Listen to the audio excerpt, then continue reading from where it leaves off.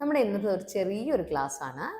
നമ്മൾ പലപ്പോഴും സംസാരിക്കുന്ന സമയത്ത് വാക്കുകൾ എവിടെയൊക്കെ പറയണം, നമ്മളിപ്പോൾ മലയാളത്തിന് ഇംഗ്ലീഷിലേക്ക് ആക്കുന്ന സമയത്ത് ഓരോ വാക്കുകളും നമ്മൾ എവിടെയൊക്കെ പറയണം എന്നുള്ളതാണ് നമുക്ക് പ്രധാനമായിട്ട് വരുന്നൊരു കൺഫ്യൂഷൻ. ഒരു ഉദാഹരണം പറയുവാണെങ്കിൽ, ഞാൻ ഇന്നലെ വന്നു. ഈ ഒരു സെൻറ്റൻസ് നമ്മൾ മലയാളത്തിൽ നിന്ന് ഇംഗ്ലീഷിലേക്ക് ആക്കാൻ ശ്രമിക്കുമ്പോൾ ഇതിൻ്റെ 3 മലയാള വാക്കുകളുടെയും ഇംഗ്ലീഷ് വാക്കുകൾ നമുക്ക് അറിയായിരിക്കും. ഞാൻ, ഐ, ഇന്നലെ, യെസ്റ്റർഡേ, വന്നു, കെയിം. പക്ഷേ ഇത് കറക്റ്റായിട്ട് എവിടെയാണ് ഈ ഓരോ വാക്കുകളും ഓർഡറിൽ പറയേണ്ടതെന്നുള്ളത് നമുക്കൊരു കൺഫ്യൂഷനാണ്. ഇത് പലരിലും കാണുന്നൊരു തെറ്റുമാണ്. ഇപ്പം ഇത് നമുക്ക് തെറ്റില്ലാണ്ട് സംസാരിക്കാൻ വേണ്ടിയിട്ട് നമുക്ക് മനസ്സിലാക്കേണ്ട ഒരു കാര്യം എന്താണെന്ന് വെച്ചാൽ, ഒരു സെൻറ്റൻസിനെ നമുക്ക് 3 പാർട്ടായിട്ട്, ബേസിക്കായിട്ട് നമുക്ക് 3 പാർട്ടായിട്ട് ഡിവൈഡ് ചെയ്യാൻ പറ്റും. നമ്മുടെ നോട്ട്സിനകത്ത് ഡീറ്റെയിൽ ആയിട്ട് പറഞ്ഞിട്ടുണ്ട്. 3 പാർട്സ്, അതായത് സബ്ജക്റ്റ്, ഒബ്ജക്റ്റ്, വെർബ്, ഇങ്ങനെ 3 പാർട്ട് ഉണ്ട്. നമ്മളിപ്പോൾ മലയാളത്തിലും ഇതുണ്ട്. കർത്താവ്, കർമ്മം, ക്രിയ എന്നൊക്കെ പറയും. അത് നമ്മൾ ഇംഗ്ലീഷിൽ വരുമ്പോൾ സബ്ജക്റ്റ്, ഒബ്ജക്റ്റ്, വെർബ് എന്നാണ്. ഇത് 3ഉം എന്താണെന്ന് മനസ്സിലാക്കി കഴിഞ്ഞാൽ നമുക്ക് സെൻറ്റൻസ് തെറ്റില്ലാണ്ട് പറയാൻ പറ്റും. അപ്പോൾ നമുക്ക് ആദ്യം സബ്ജക്റ്റ് എന്താണെന്ന് പറയാം.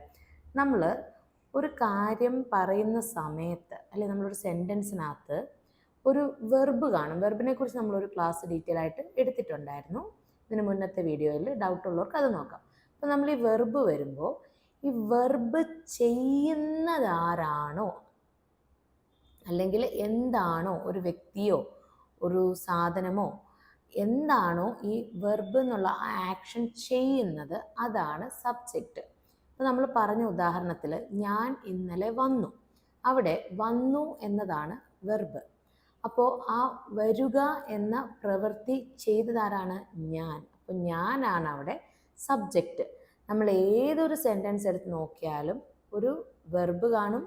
വെർബിന് ആ വെർബ് അല്ലെങ്കിൽ ആ ആക്ഷൻ ചെയ്ത ഒരു വ്യക്തിയോ അല്ലെങ്കിൽ ഒരു സാധനമോ എന്തെങ്കിലും കാണും. അതാണ് സബ്ജക്റ്റായിട്ട് വരിക.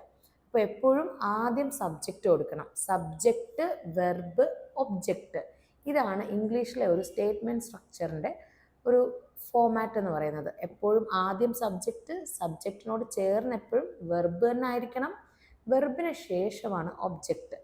അതായത് ഒബ്ജക്റ്റ് എന്ന് പറയുമ്പോൾ നമ്മൾ ഈ പറഞ്ഞ ആ വെർബ്, ആ ഒരു ആക്ഷൻ, അത് എന്തിലേക്കാണ് അഫക്റ്റ് ആവുന്നത്, അല്ലെങ്കിൽ ഇപ്പോൾ നമ്മളിപ്പോൾ പറഞ്ഞ എക്സാമ്പിളിലാണെങ്കിൽ എപ്പോഴാണ് ആ ആക്ഷൻ നടന്നത്, അല്ലെങ്കിൽ ഇപ്പോൾ നമ്മൾ വേറൊരു ഉദാഹരണം പറയുകയാണെങ്കിൽ, ഞാൻ അവനെ കണ്ടു.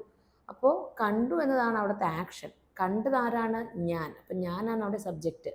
ഈ കാണുക എന്ന ആക്ഷൻ ആരിലേക്കാണ് നടന്നത് അല്ലെങ്കിൽ ആരിലേക്കാണ് അത് അഫക്റ്റ് ആയത്, അതാണ് ഒബ്ജക്റ്റായിട്ട് വരിക. അപ്പം അവനെ എന്നതാണ് അവിടെ ഒബ്ജക്റ്റ്. അതെപ്പോഴും ലാസ്റ്റ് വരണം. എപ്പോഴും സബ്ജക്റ്റ് ആദ്യം, വെർബ് സബ്ജക്റ്റിനോട് ചേർന്ന്, ഒബ്ജക്റ്റ് മൂന്നാമത്. അപ്പോൾ നമ്മൾ കുറച്ച് എക്സാമ്പിൾസ് പറയുകയാണെങ്കിൽ, ഐ കെയിം യെസ്റ്റർഡേ. ഐ ആണ് സബ്ജക്റ്റ്, കെയിം വെർബ്, യെസ്റ്റർഡേ ആണ് അവിടെ ഒബ്ജക്റ്റായിട്ട് വരിക. അപ്പോൾ എപ്പോഴും ഐ ആദ്യം വരണം, വെർബ് രണ്ടാമത് വരണം.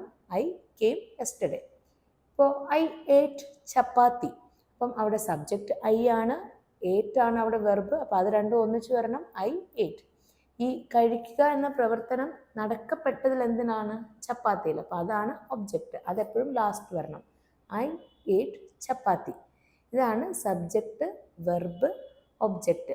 ആദ്യം നമുക്ക് കേൾക്കുമ്പോൾ കുറച്ച് കൺഫ്യൂസിങ് ആയിട്ട് തോന്നും. പക്ഷെ നമ്മൾ നമ്മുടെ നോട്ട്സിനകത്ത് ഓരോ ഡീറ്റെയിൽ ആയിട്ടുള്ള കാര്യങ്ങളും, സബ്ജക്റ്റ് എന്താണ്, ഒബ്ജക്റ്റ് എന്താണ്, വെർബ് എന്താണെന്ന് മെൻഷൻ ചെയ്തുകൊണ്ടുള്ള എക്സാമ്പിൾസും കൊടുത്തിട്ടുണ്ട്. ഇതൊന്ന് വായിക്കുമ്പോഴത്തേക്ക് നമുക്ക് കുറച്ചുകൂടെ ഒന്ന് ക്ലിയർ ആവും.